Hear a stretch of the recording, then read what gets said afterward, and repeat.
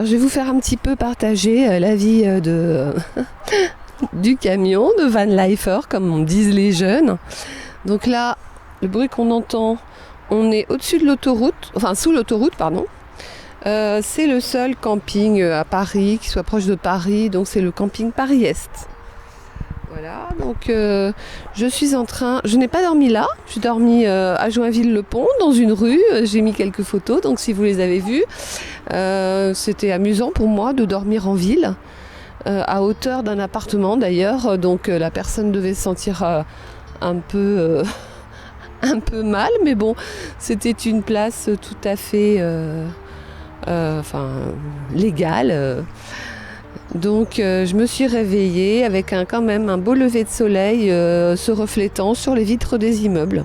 Tout d'abord, nous allons parler de la mode, de l'accoutrement du van lifer, comme on dit. Alors comme vous pouvez le voir, eh bien, j'ai personne pour filmer, donc il va falloir que ce soit... le van lifer s'occupe plutôt de son camion que de soi-même, enfin, en revanche, bon... Là, la toilette y est, mais au niveau de l'accoutrement, j'ai des bottines, vous voyez. Donc ça fait un accoutrement assez hétérogène, bizarre, mais peu importe. C'est comme ça, plus tous les bracelets porte-chance et des lunettes rondes que je m'obstine à mettre, même si elles m'assassinent le nez. Voilà, je vous épargne la vidange.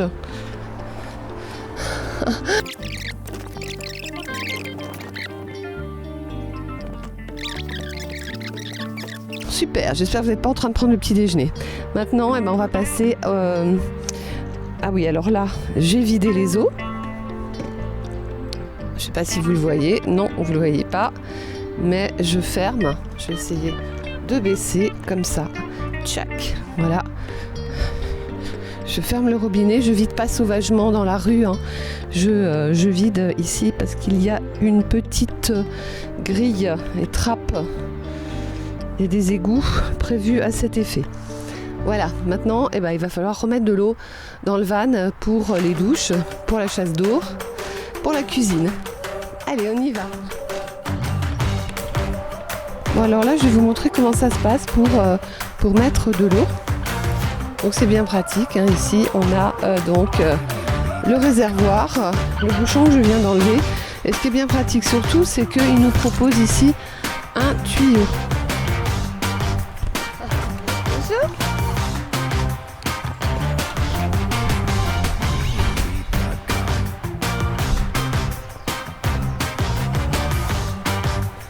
Donc les gens sont un peu surpris, quoi.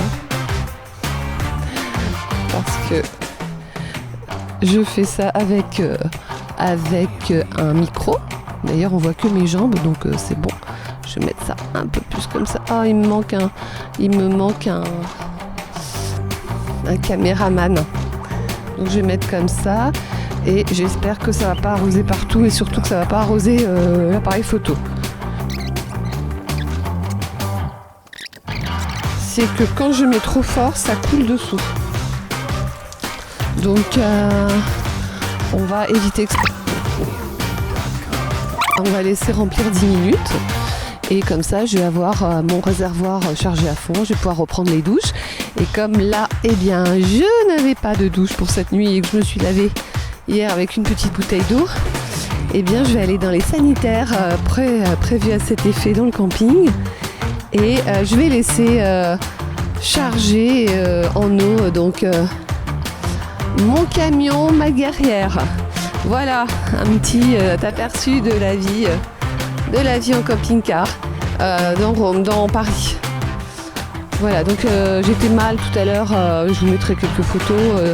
J'étais mal sur l'autoroute, je me sentais pas bien. Là, je suis quand même assez contente parce qu'il y a un tout petit peu de verdure. Néanmoins, l'autoroute fait un bruit dingue et il y a beaucoup d'ouvriers, de gens qui s'installent là pour plusieurs mois apparemment. Et moi je ne me suis pas installée là, j'ai dormi donc en ville comme je vous l'ai dit, parce que c'est 40 € la nuit et je trouve que c'est un peu abusé, quoi. Je vous laisse, je vais faire ma petite toilette, je vous embrasse, un gros bisou, passez une bonne journée, ciao ciao.